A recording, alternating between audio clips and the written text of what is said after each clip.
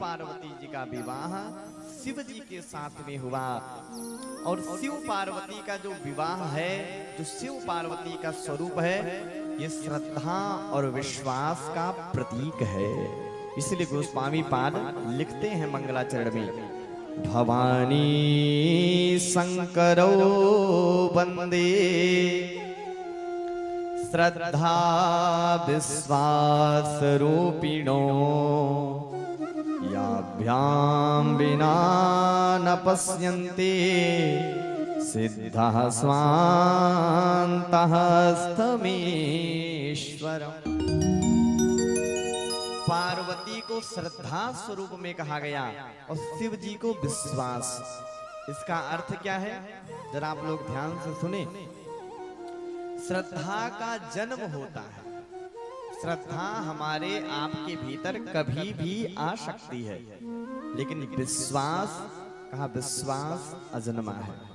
हमारे वैदिक आचार्य जन जो बैठे हैं यहाँ पे, आप लोगों से आग्रह करेंगे कि जो भगत आवे उनको नीचे से ही प्रसाद उनका ले लिया जाए। व्यासपीठ पे आने से विघटन उत्पन्न हो रहा है, तो आप लोग वहीं से अपनी क्रिया कर लेवे।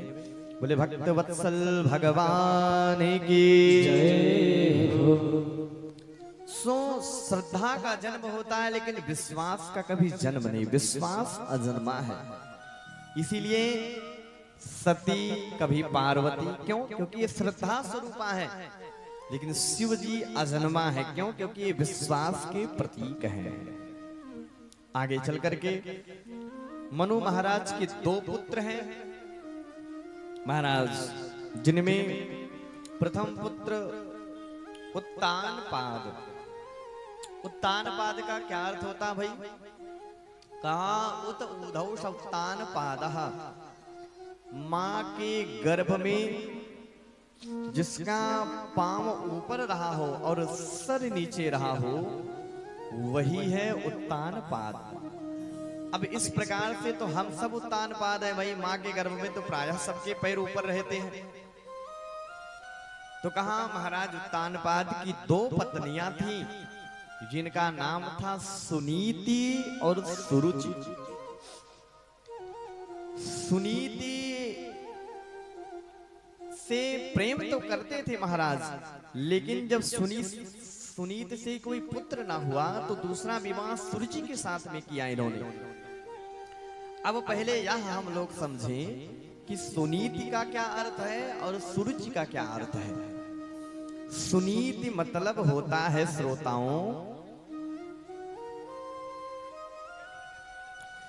कि जिसकी नीति, जिसका विचार सुंदर हो, वही है सुनीति। या जो नीति, नीति का मतलब वेद शास्त्र के अनुकूल चले, वही है सुनीति। सुरुचि, कहा रुचि का मतलब होता है बुद्धि, और बुद्धि होती है मनमानी।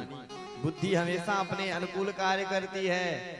इसलिए भैया हमेशा जीवन में सुनीति बना जाए, उसे कोई बन नहीं पाता। हम और आप हमेशा सुरुचि बनते हैं। क्यों? क्योंकि हम हमेशा वही करते हैं जो हमारी बुद्धि कहती है, जो हमारा मन करता है।